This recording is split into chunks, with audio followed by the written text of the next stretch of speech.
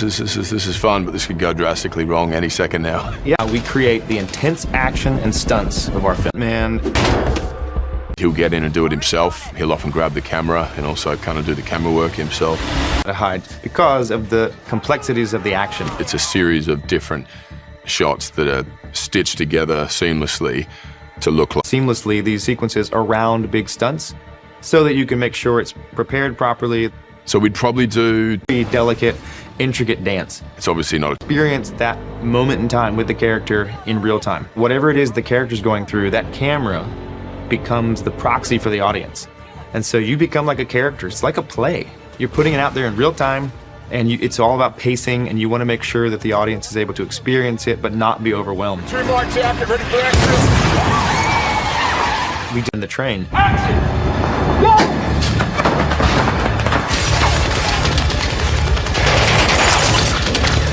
my favorite sequence to shoot. It was the biggest mountain we had to climb. It was the biggest mountain that I had to climb in the film. There was so much choreography and there were so many elements and people involved. There were 300 extras in that sequence and things were on fire. It was actually snowing. We're on night shoot. Who has to try to recreate what he did from one take to the next because you're blending them together.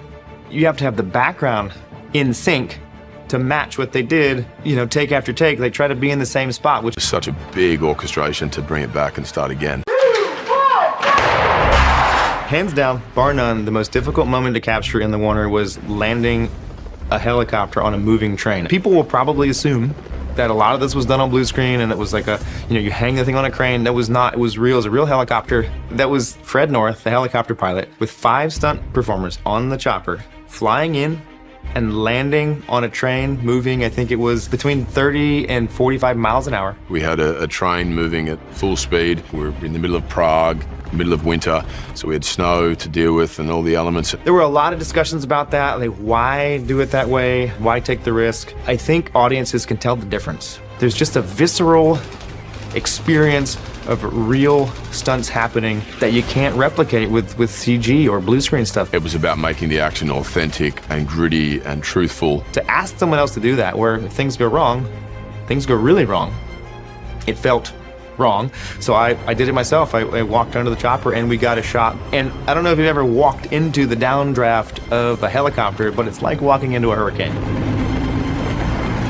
On take one, it actually blew me off the top of the train, hit my knees, and I held the camera, but went off the side of the train into the net. Now we know what to expect. Let's do it again. And Sam had, very specific ideas about how this had to look, and so we did a lot of takes, and 15 takes in, I was like, I think we got it, this is cool.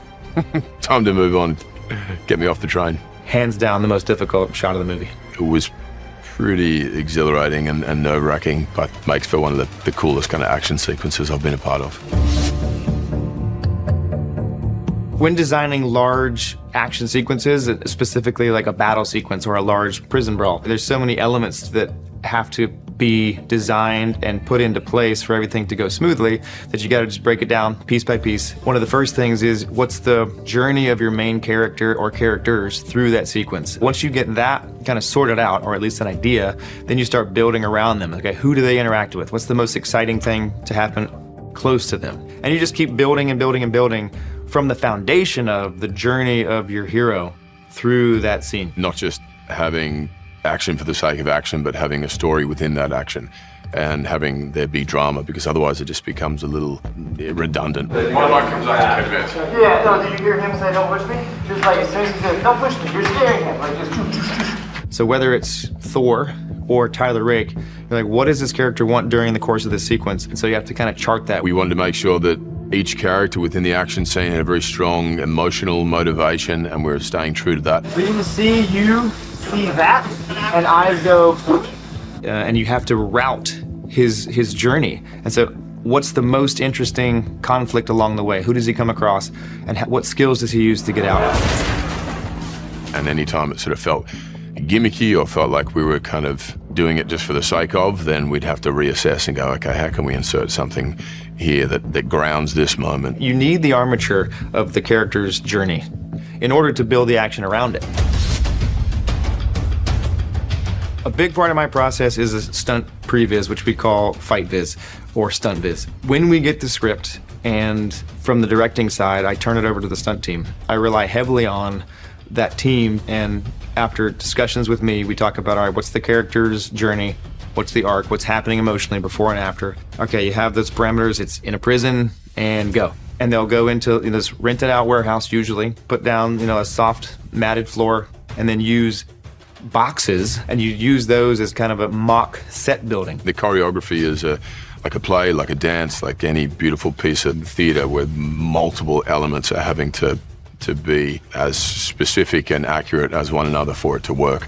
So it's really cool. I pulled up some footage, some nature footage of a lion being surrounded and attacked by a bunch of hyenas. I was like, that's the thing. The look in that lion's eye and the way the hyenas were attacking is like, that's what I want. And so they're like, okay, so give that to the stunt team, and they look at this lion being attacked by hyenas and they're like, you're sure? And we had moments in there that it felt very much like that, and they start to film it, and they start to get an idea. When you review those kind of weekly as they shoot them, edit them, they'll put sound effects to them.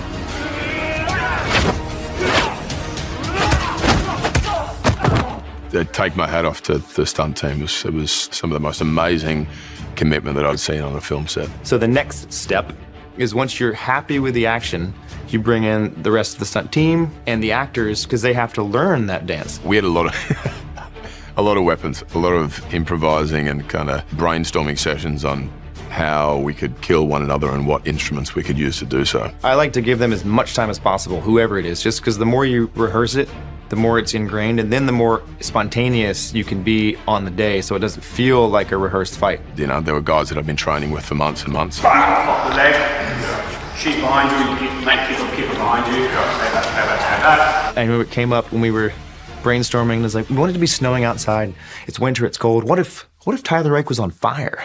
Yes, we have to do that. And so talking that over with Chris, he was game for it. Not a lot of actors would agree to being lit on fire for their art. He did, multiple times, because not every take is perfect. The director and all the stunt performers and myself have to be in sync perfectly in order for this to sell. Chris, being the stud that he is, he only takes, sometimes that sequence was a couple weeks, but sometimes a couple days for a fight scene. He'll absorb it, he'll do it with the stunt team. His double, Bobby Holland-Hatton, will go work with him. Underneath at the bottom, push forward, and then you push the gun and they both fall into the wall. It's like improv, right? That doesn't just come out of nothing. It comes out of massive preparation. Rehearsal is the reason you can be spontaneous on set.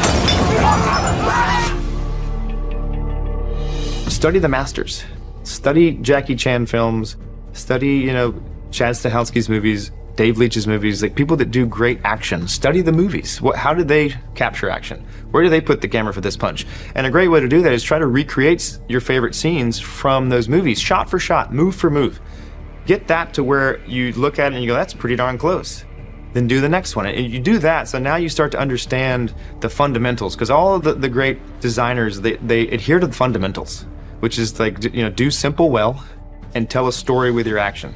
And then try to have at least one memorable moment for your character in that.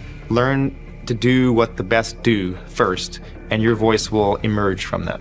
For young filmmakers out there, it's like not only putting out into the universe what you want, but then telling people, because if people don't know what you want or what you want to do, they can't help you. Thanks for watching, and remember, don't try this at home. Or do, but just do it safely. Don't miss Extraction 2.